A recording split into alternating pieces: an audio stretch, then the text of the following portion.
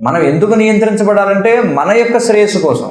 కానీ వీళ్ళు ఏమనుకుంటున్నారంటే మనం నియంత్రించబడడం వల్ల శ్రేయస్సు మనకి కాదు, ఎవరైతే మనం నియంత్రిస్తున్నారో వాళ్ళకే శ్రేయస్సు కలుగుతుంది కానీ మనకు శ్రేయస్సు కలగడం లేదని అనుకుంటున్నారు అన్నమాట. అది మాయ.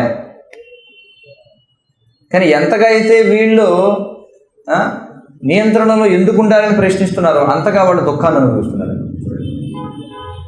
ఎందుకంటే ఎప్పుడైతే నియంత్రణ వద్దు అనుకుంటారో అప్పుడు రక్షణ కూడా ఉండదు. నియంత్రణలో ఉండకూడదంటే స్వతంత్రంగా ఉండాలనుకుంటారు. స్వతంత్రంగా ఉండాలనుకుంటే ఇంకా రక్షణ ఎవడిస్తాడు మనకి? రక్షణ ఎవడు? కాబట్టి ఇది న్యాచురల్ ప్రిన్సిపల్ అనమాట, సహజమైన సూత్రం. ఎప్పుడు కూడా ఒకరి నియంత్రణలో ఉండడము అనేది. నియంత్రణలో ఉన్నంత వరకు మనకి రక్షణ అవుతుంది.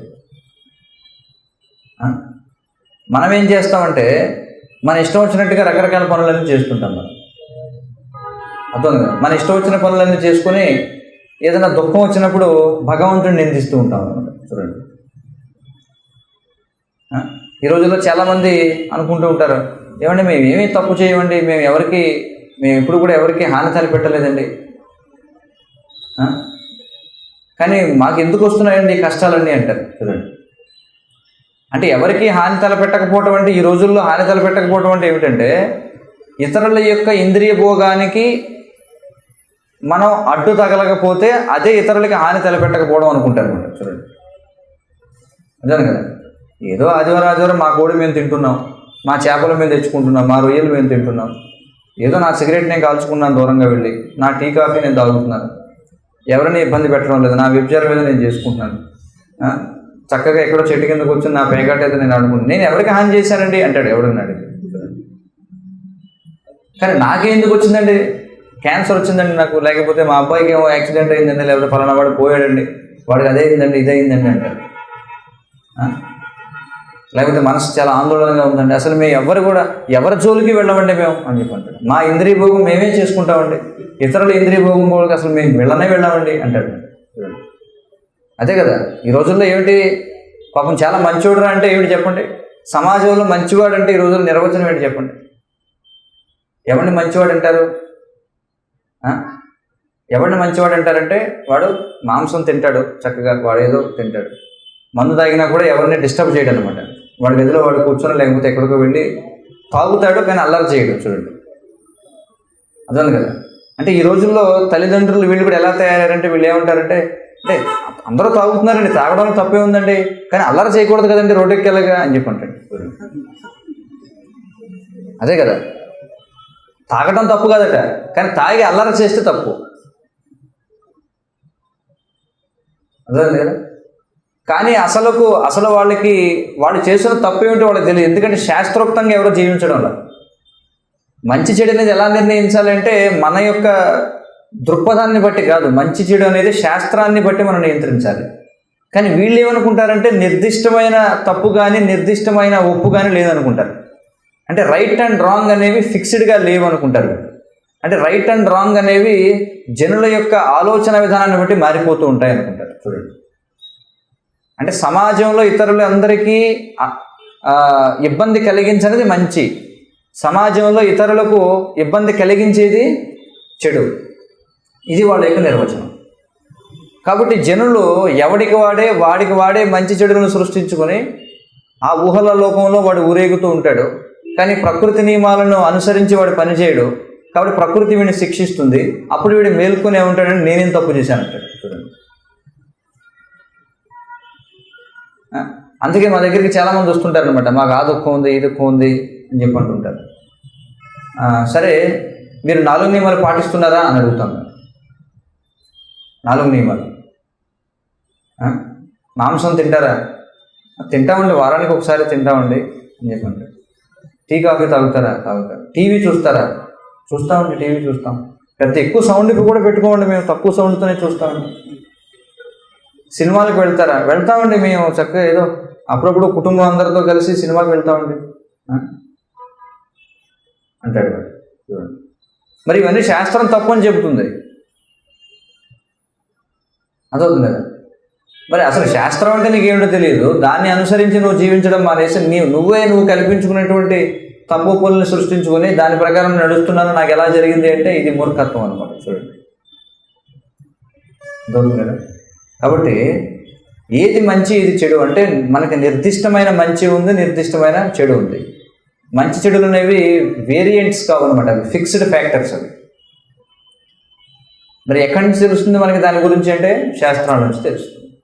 అంతేకాని అందరికీ ఆమోదయోగ్యమైంది మంచి, అందరికీ ఆమోదయోగ్యం కానిది చెడు, అది నిర్వచనం కాదు మంచి చెడులు. కాబట్టి భౌతిక ప్రపంచంలో ఏదైతే మంచి అనుకుంటున్నారో అది శాస్త్ర దృష్టిలో చెడు వాస్తవానికి. అర్థవుతుంది కదా, ఇది పరిస్థితి అన్నమాట. అందుకే ప్రహ్లాదుడు చెప్తున్నాడు ఏమిటంటే నానా రకాల జన్మల్లో ప్రయాణిస్తూ, అసలు ఇక్కడ సమస్య ఏమిటంటే ప్రభుపాదులు వారు చెప్తున్నారు భాష్యంలో, ఎవరికీ కూడా పునర్జన్మ గురించినటువంటి అవగాహన లేదు. ఇది వచ్చినటువంటి చిక్కు. పునర్జన్మ గురించిన అవగాహన ఉండాలి అంటే మనం శరీరం కాదు ఆత్మ అని తెలుసుకోవాలి. కానీ ఎంతమంది తాము శరీరం కాదు ఆత్మ అనే చేతనంలో ఉన్నారు చెప్పండి? ఎంతమంది ఉన్నారు ఆ విధంగా ఆ చేతనంలో? లేరు కదా. అందరూ కూడా ఏమనుకుంటున్నారు, మనం ఈ శరీరమే అనుకుంటున్నారు. ఒకవేళ కొద్ది మందికి తెలిసిన మనం శరీరం కాదు ఆత్మ అని, వాళ్ళు ఆత్మ చేసేటువంటి పనులు చేయరు. ఊరికే నేను ఆత్మని తెలుసుకుంటే కుదరదు కదా. లేకపోతే ఏమవుతుందంటే వైరాగ్యం వచ్చినప్పుడల్లా, దుఃఖం వచ్చినప్పుడల్లా మనం శరీరం కాదు ఆత్మ అనుకుంటాడు వాడు. కానీ దుఃఖాలనేవి రాకుండా ఉండాలంటే ఏం చేయాలి? మనం ఆత్మగా పనిచేయాలి. మనం ఆత్మ అయితే ఆత్మగానే పనిచేయాలి. మరి శరీరంగా ఎందుకు పనిచేస్తున్నాం మనం? చూడండి, చాలామంది అంటారు ఏమంటారంటే, ఏమంటే మేము ప్రతిరోజు కూడా నిజంగానే కొంతమందికి చెడు అలవాట్లు ఉండవు. కొంతమంది నిజంగానే టీవీ చూడరు, సినిమా చూడరు, సిగరెట్లు లేకపోతే ఇలాంటి చెడు అలవాట్లు ఏమీ ఉండవు. మేము రోజు గుడికి వెళ్తామండి, చక్కగా పొద్దున్నే వెళ్తామండి, గుడికి వెళ్తాం, అన్నీ చేస్తామండి అని చెప్పి అంటాడు. అయినా కూడా మాకు ఎందుకు దుఃఖం వచ్చిందండి అంటాడు. సరే నువ్వు చేస్తున్నావు, కానీ ఆత్మచేతనంలో చేస్తున్నావా? నీకు ఎటువంటి చెడు అలవాటు లేదు, మంచి సాత్వికమైనటువంటి స్థితిలో ఉన్నావు, కానీ భగవంతుడికి సేవ చేయటంలా, కాబట్టి నువ్వు పాపం చేస్తున్నట్టే. అర్థం కదా. అంటే భౌతిక ప్రపంచంలో మోరల్ స్టాండర్డ్స్ అని చెప్పి అంటారు, అంటే నైతిక విలువలు అన్నమాట. చూడండి, నిజంగానే చాలామంది చాలా సాత్వికంగా ఉంటారు, ఎక్కడ తినరు వాళ్ళు, బయట ఎక్కడ కూడా తినరు, ఇతరులకి ఎప్పుడు కూడా వాళ్ళు ద్రోహం చేయరు, వాళ్ళకి ఎటువంటి చెడు అలవాట్లు ఉండవు. కానీ దుఃఖం అనేది రావాల్సిందే. ఎందుకంటే భగవత్ సేవలో నెలకొనంత వరకు మనం దుఃఖాన్ని అనుభవించాల్సింది. ఇది మనం అర్థం చేసుకోవాలి. మనం ఎంత సాత్వికంగా ఉన్నా, సాత్వికంగా ఉండడం అంటే అది కూడా శారీరక లక్షణమే కదా. త్రిగుణాలు అనేవి శరీరానికి సంబంధించినవి, ఆత్మకి త్రిగుణాలు లేవు. సత్వగుణంలో ఉన్నప్పటికీ దుఃఖమే. సత్వగుణంలో ఉన్నా మళ్ళీ జన్మ మృత్యు జరా వ్యాధులు తప్పవు. సత్వగుణంలో ఉంటే మహా అయితే ఏం జరుగుతుంది? ఊర్ధ్వం గచ్చంతి సత్వస్థ. సత్వగుణంలో ఉంటే ఏమవుతుందంటే ఊర్ధ్వానికి ప్రయాణిస్తాం, మనం ఉన్నతగతి పొందుతాం. ఉన్నతగతి పొందేమన్న మాత్రాన దాని అర్థం జన్మ మృత్యు జరా వ్యాధులు ఉండవనా? లేదు కదా, జన్మ మృత్యు జరా వ్యాధులు తప్పవు. మళ్ళీ ఆ బ్రహ్మ భువనాల్లోక పునరావర్తినవచ్చున, బ్రహ్మలోకానికి వెళ్ళినా మళ్ళీ పతనం చెందాల్సిందే. కాబట్టి సత్వగుణంలో ఉండడం వల్ల మహా అయితే ఏం జరుగుతుంది? ఊర్ధ్వానికి ప్రయాణిస్తాం. కానీ ఈ జన్మ మృత్యు పరంపరని ఆపివేయాలంటే మనం ఏం చేయాలి? మనం ఆత్మలం కాబట్టి ఆత్మగానే పని చేయాలి. మరి ఆత్మ చేయవలసిన పని ఏమిటి? ఏం చేయాలి? భగవత్ సేవ చేయాలి. భగవత్ సేవ చేస్తేనే వాడు ఆత్మగా పనిచేస్తున్నట్లు. కొంతమందికి ఆత్మజ్ఞానం గొప్పగా ఉంటుంది, ఉపనిషత్తులు, శ్లోకాలు, బ్రహ్మసూత్రాలు అవి ఇవి అన్నీ చదువుతారు వాడు. నమ్మకం చమకం అన్నీ చదువుతారు. చాలామంది రకరకాల మంత్రాలు వాళ్ళు విరగదీసేసుకుంటారు అన్నమాట, మంత్రాలు అర్థం కదా. అన్నీ ఏమన్నా ఉత్సవాలు వస్తే అంతా ఆర్భాటం అంతా కూడా చేస్తారు. వాళ్ళు కూడా సాంప్రదాయ దుస్తుల్లో ఉంటారు, గొప్ప గొప్ప క్రతువులు చేస్తుంటారు, అన్నీ చేస్తుంటారు. కానీ అన్నీ కూడా ఏ భావంలో? ఆత్మని కూడా తెలుసు వాడికి, మన శరీరం కాదు ఆత్మని కూడా తెలుసు. కానీ వాడు ఆత్మ చేయవలసిన పని చేయడు. ఆత్మ ఏం చేయాలంటే భగవత్ సేవ చేయాలి, ఆ పని మాత్రం చేయడు. ఆ పని చేయనంత వరకు మనం ఎంత గొప్ప స్థితిలో ఉన్నా బ్రహ్మాండ భ్రమితే. చూడండి, బ్రహ్మాండంలో అటు నుంచి ఇటు నుంచి అటు నుంచి ఇటు నుంచి తిరగడం తప్ప వేరే ప్రయోజనం లేదు. అందుకే ప్రహ్లాదుడు ఏమంటున్నాడంటే, నీ నిర్హేతుకమగు కరుణతో అనుగ్రహముతోనూ ఉద్ధరించి పాలింపుము అని చెప్పుకుంటున్నాడు. పాలించడం అంటే ఏమిటి? మమ్మల్ని నియంత్రించు. ఎందుకంటే నియంత్రించబడడం అనేది మన సహజ లక్షణం. అంతేగాని భక్తుడు అవ్వడం అంటే, మోక్షం అవ్వడం అంటే, అందుకే ఈ మోక్షం అనేది ఒక దుర్మార్గపు ఆలోచన అనమాట. ఎటువంటి మోక్షం? నిరాకార మోక్షం ఏదైతే ఉందో, మాయావతులు ఏదైతే బ్రహ్మైక్యం చెందాలనుకుంటారో అది ఒక దుర్మార్గపు ఆలోచన ఒక విధంగా. ఎందుకని అంటే ఆత్మ యొక్క లక్షణం ఏంటి భగవంతుడు చెప్తున్నాడు, జీవేర స్వరూపహయ కృష్ణేర నిత్యదాస. జీవి యొక్క స్వరూపం ఏంటంటే కృష్ణునికి నిత్యదాసుడిగా ఉండడం. మమయవాంశో జీవలోకే జీవభూత సనాతన. మనం సనాతనమైనటువంటి అంశం భగవంతునికి. అంటే మనం సనాతనంగా భగవంతుడికి సేవ చేయడానికి ఉన్నాం. కానీ నిరాకార ముక్తి భగవంతుడిలో ఐక్యమైపోవడం అంటే ఏమిటంటే వీడు ఏమనుకుంటాడంటే నా యొక్క అస్తిత్వాన్ని నేను మెర్జింగ్ కలిపేసుకోవాలనుకుంటాడు భగవంతుడు. అంటే నేనంటూ ఉండకూడదు అంటాడు. అంటే ఇది ఎస్కేపిజం అన్నమాట. అర్థం కదా? ఎందుకంటే మనం భగవంతుడికి సేవ చేయడం కోసం ఉన్నాం. కానీ వీడేం కోరుకుంటాడు, నాకు అసలు భగవంతుడి సేవ వద్దు, ఏమొద్దు, నేను భగవంతుడిలో ఐక్యమైపోతాను అనుకుంటాడు. అంటే భగవత్ సేవను తిరస్కరిస్తున్నాడు.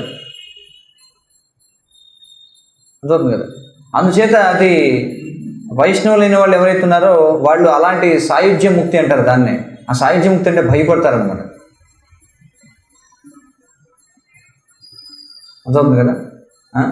అందుకే భగవంతుడు ఏం చేస్తారంటే మనలాంటి జీవులు ఎవరైతే పతిత జీవులు ఎవరైతే ఉన్నారో వాళ్ళని ఉద్ధరించడం కోసం ఆయన చెప్తున్నాడు, యదా యదా హి ధర్మస్య గ్లానిర్భవతి భారత అభ్యుత్థానం అధర్మస్య తదాత్మానం సృజామ్యహం. మళ్ళీ మళ్ళీ నేను అవతరిస్తూ ఉంటాను. ఎందుకు అవతరిస్తుంటాడు? కారణం ఏమిటి అంటే మనకు ఈ విషయాన్ని తిరిగి గుర్తు చేయడం కోసం. ఎందుకంటే భౌతిక ప్రపంచం అంటే మర్చిపోవడం అన్నమాట.